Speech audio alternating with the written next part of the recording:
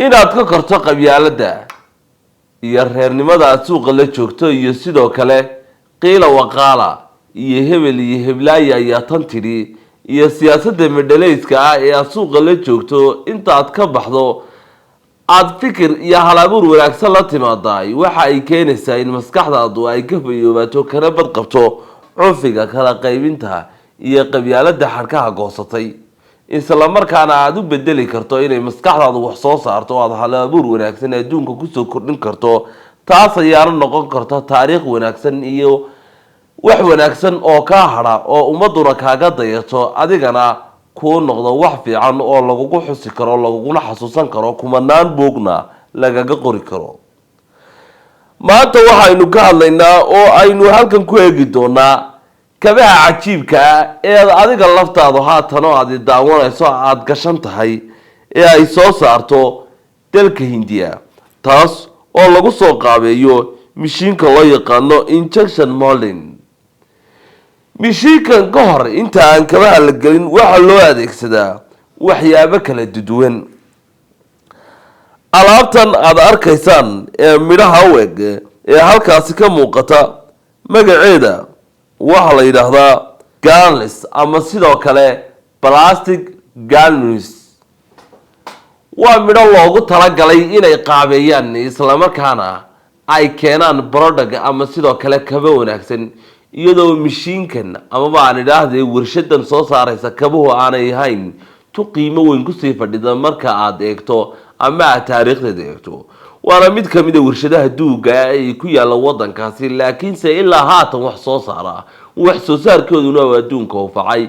iyadoo soo saartay malaayiin kabood kuwaasoo daafaha caalamka loo iibgeeyo dhulka Soomaaliduna waxa uu ka mid yahay meelaha sida weyn loogu iibgeeyo kabahani waa hal-abuur wanaagsan oo ka madax bannaan kana koray waxyaabaha inta badan dadka Soomaalidu ay ku mashquulsan yihiin yaa ka aqoon-yahansan oo yaa ka horumarsan qofku inuu la yimaado fikir inagu sideenaba keena hal-abuurka la yimaado waynu yasnaa oo waliba kor uma qaadno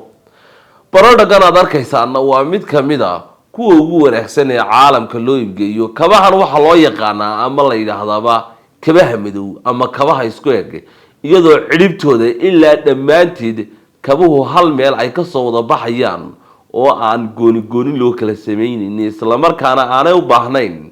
in lagu talo ama baan idhaahdee la kala sido waana mid ka mid ah waxyaabaha ugu cajiibsan ee caalamku waqtiyadani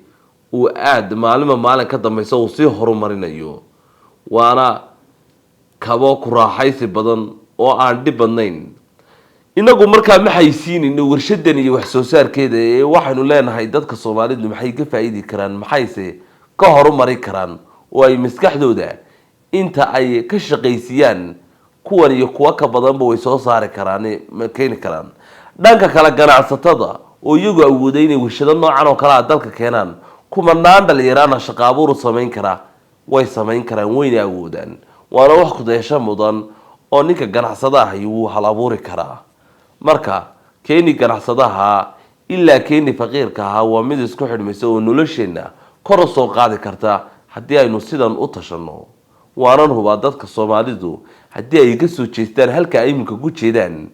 inay yihiin dad adduunka wax ku soo kordhin kara oo wax soo saarkoodu caalamka gaari karo isla markaana ninka cadaanka ama gabadha cad ee ku sugan Mareykanka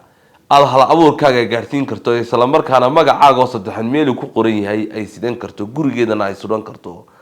halkii aad ka suri lahayd